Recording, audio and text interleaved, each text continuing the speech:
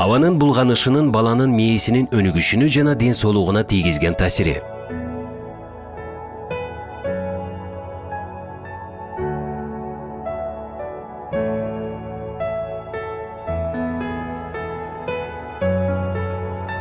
Аванын булганышында ыштын майда бөлүкчөлөрү G PM2,5 адамдын бир тал чачынын калыңдыгынын 25 эсе кичине болот. Аба менен дем алганда бул бөлүкчөлөр денеге мурун жана ооз аркылуу кирет.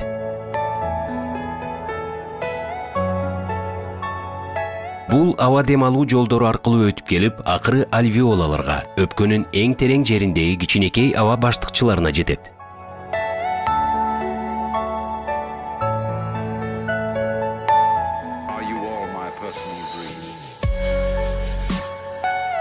Өпкөгө түшкөн эң майда бөлүкчөлөр альвеолалардын дуалдары аркылуу канга аралашып, дененин бардык органдарына жетип, бул жерде организмдин кадыресе иштешине таасирин тийгизиши мүмкүн.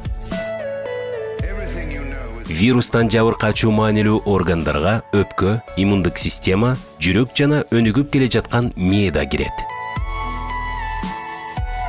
Жаңы төрөлгөн ымыркайдын мээси өзгөчө жогору ылдамдык менен өсөт. Бирок мээнин өнүгүүсү балалык кезде да, өспүрүм куракта да уланып, баланын эс тутумунда, ыкластуулугунда, өзүн эмоционалдык жактан алып жүрүүсүндө жана коомго аралашуусунда маанилүү ролду ойнойт. Ымыркайдын дагы эле өнүгүп жаткан мээсине түшкөндө катуу бөлүкчөлөр мээнин клеткаларын буза баштайт. Мунун натыйжасында когнитивдик өнүгүү жана окууга жөндөмдүүлүк начарлайт. Бул болсо бала чоңойгондо өмүр бою анын бакубатчылыкка жетүүсүнө жана киреше алуу потенциалына олуттуу таасирин тийгизиши мүмкүн. Мындан тышкары топтолуп отуруп, жашоонун улам кийинки баскычтарында нейродегенеративдик ооруларга алып келиши ыктымал.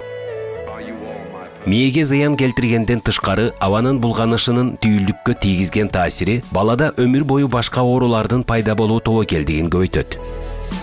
Анын ичинде инсульт, өпкөнүн сезгениши, жүрөктүн ишемия оорусу, өпкөнүн өнөкөт обструктивдүү оорусу, өпкө рагы, диабет. Балдарыңызды абанын булганышынан коргоп калыңыз.